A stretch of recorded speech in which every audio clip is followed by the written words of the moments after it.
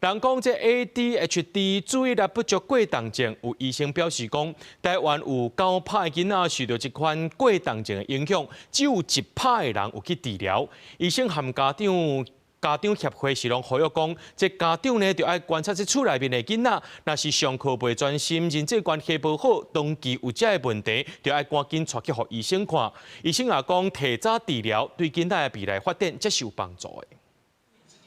有一寡家长会感觉厝内的囡仔定定坐袂牢，伫学校含同学冤家，认为囡仔只是无听话，较爱耍尔尔。但医生建议家长应该要带去予医生看，因为有可能是 ADHD。ADHD 是注意力不足过动症，这是一种神经发展障碍。会影响到囡仔的脑部发育。医生讲，台湾有9%的囡仔受到 ADHD 的影响，只有1%的人有接触完整的治疗。所以久而久之，他会对学业啊，或是跟爸妈的关系，都会陷入一个冲突跟断裂。那我们研究上其实看到，他后来会产生焦虑症或是忧郁症。医生也表示，有60%的人 ADHD 的症头会一直到大汉，建议爱把握囡仔伫国小的治疗黄金时间，食药啊控制。协会是建议家长爱用心观察，若是长时间内真正有影响到学习的状况，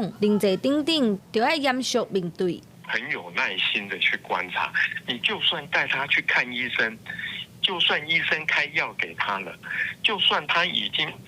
按时吃药了，你都要很有耐心的去观察他吃了药之后的反应是什么，因为